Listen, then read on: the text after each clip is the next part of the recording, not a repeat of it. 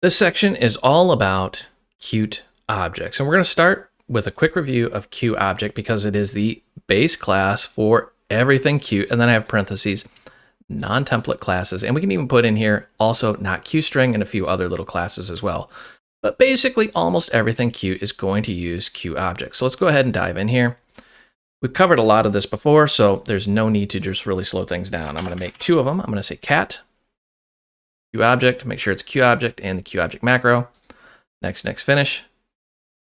And let's go ahead and add another one here. And let's call this dog. QObject and the QObject macro. Let's go ahead and next, finish. Now, at the time of this recording, of course, the Qt Creator IDE does not automatically add this to our CMake list, so we have to do it. That may change in the future.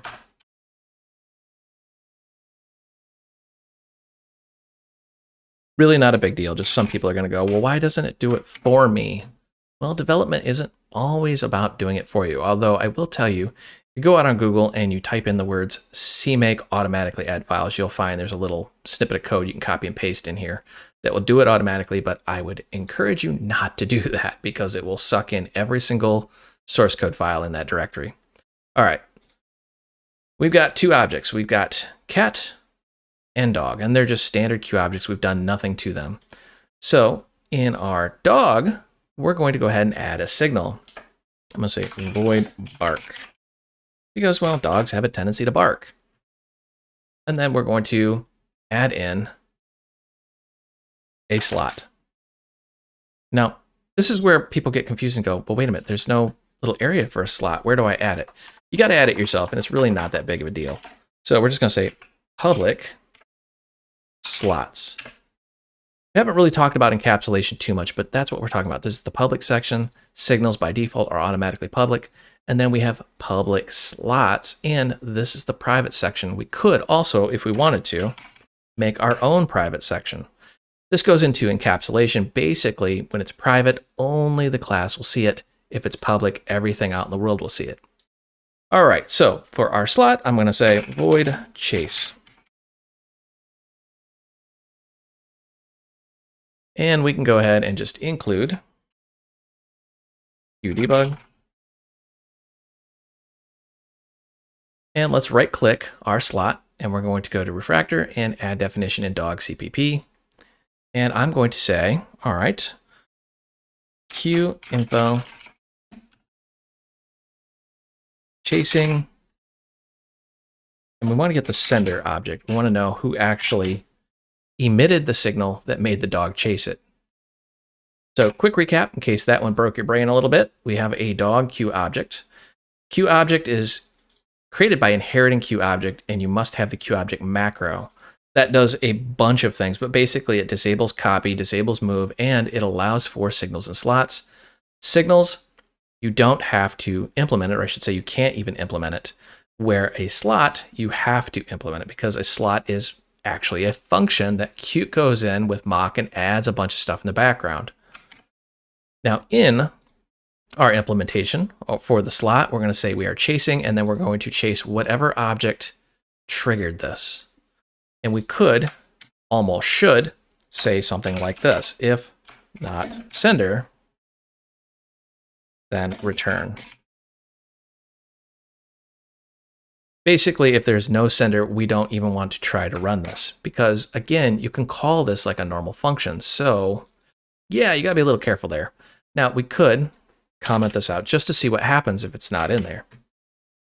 All right, now in our main, let's go ahead and let's include our dog. I'm going to say dog, and let's call dog set object name. You don't actually have to do this. I just like to do this so if I have objects, I can really show what they are. Let's call this Fido. I'm never good at picking dog names. I don't know why. So for dog, I'm just going to go dog.chase. You notice how it has that little icon, and I'm going to mouse down to children just so you can see the icon looks like a little outlet that you can plug into. That means it's a slot, but we can call it just like a function. Save, run. Let's see what this looks like. And sure enough, chasing object at hex 0, meaning there is no object. That's what I mean by you can test for the sender to see who actually emitted the signal that triggered the slot. In this case, there wasn't one, so it's going to be at 0. I'm going to say nothing was emitted. We're just calling it like a normal function. Now, let's go ahead and look at our cat. So we're going to say cat signal, let's say void run, because cats like to run. And now we're going to say public slots. And in case someone asks, no, it doesn't really matter where you place this. You could put your slots above your signals, whatever you wanted to do, simply doesn't matter. And then we're going to say, all right, so in the slot, I'm going to say void startled. Or shocked, or, stunned, or whatever we want to do. Or we could just say scared. Why not? Scared sounds better. Scaredy cat, get it? All right, so we're going to refactor, add definition into the cat. And if the cat is scared, we are going to simply emit the run signal.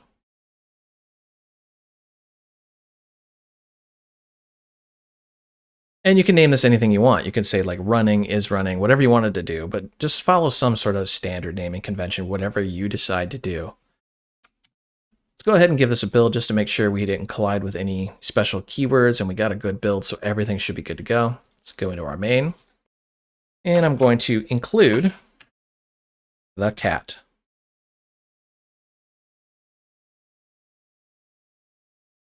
And let's go back in here real quick. I just want to add some goodness so we can see what's going on under the hood. So I'm going to include QDebug. And then in our cat, I'm going to say QInfo, scared, running for my life.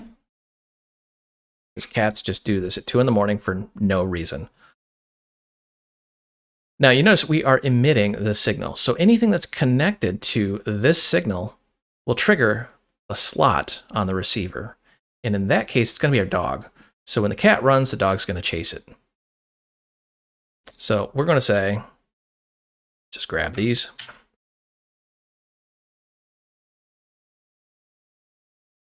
I missed an H there. That would present a little bit of problem. So cat, and then you need a good name for a cat. How about Ghost? Why not? Always wanted a cat named Ghost. So we have a cat, we have our dog. Now we're going to just simply connect these up. So it doesn't matter if we take the actual object or if we say QObject. Connect. And then we need a sender. The sender in this case is going to be which one do we want to do? You notice how each one has a signal and slot. So we're going to say when the dog barks, we want to scare that cat. So let's jump in here and we're going to say the sender is the dog. The signal we're going to emit is the dog bark. Get rid of those parentheses. Now the receiver in this case is going to be the cat. And the slot is going to be the cat, not cot, cat, scared. Now, special note, because these are on the same thread, I can just use the QAuto connection. I don't have to worry about a connection type. We covered that briefly, and that's really, really covered in the intermediate and advanced courses when we talk about threading. Now, I'm going to do the actual opposite of this, and I can actually just grab this and say, so when the cat runs, the dog is going to chase. Now, if you're ever kind of at this point and you forget what you had, just simply hit Control Space on the keyboard, and it'll bring up all the properties for that object, and you can see the little icon denotes that's a slot. So we're just going to double click that. Unfortunately, it does add that little bracket in there. You just get rid of that. All right, now that we have this, well, we can try some things. Now, this is one of the stumbling blocks of QObject. Everything's wired up and ready to go, but if I run this, you notice the dog's chasing nothing. Okay, well, let's get rid of that. This becomes the chicken or the egg problem. How do we fire off that initial signal? Well, let's try a few things. Let's just experiment and play around. So I'm going to say emit, and we want to say cat dot, what did we want to do here? No, let's emit the dog bark. Let's see if we can emit it this way.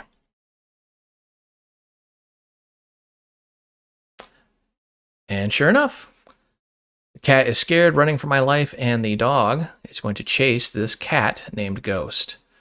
So this is one of the real complexities here that you got to understand is emit is a special keyword used for QObject, but it doesn't have to necessarily be in a QObject. Notice we're in our main function, and we can, of course, where's my cat, emit it inside the QObject itself. Which brings us all the way around back to how does all of this magically happen? Well, macros and mock. So let's dive out to our hard drive real quick and see what was created here. So we've got our source code and then our build directory. And in our build directory, if we go in here, you'll see all this stuff. And if we jump into these files, it's basically going to point us right back into here. And voila, these are the files that were created. And if we just crack one of these open, this is the code that Qt has generated for us. And it makes all that magic happen.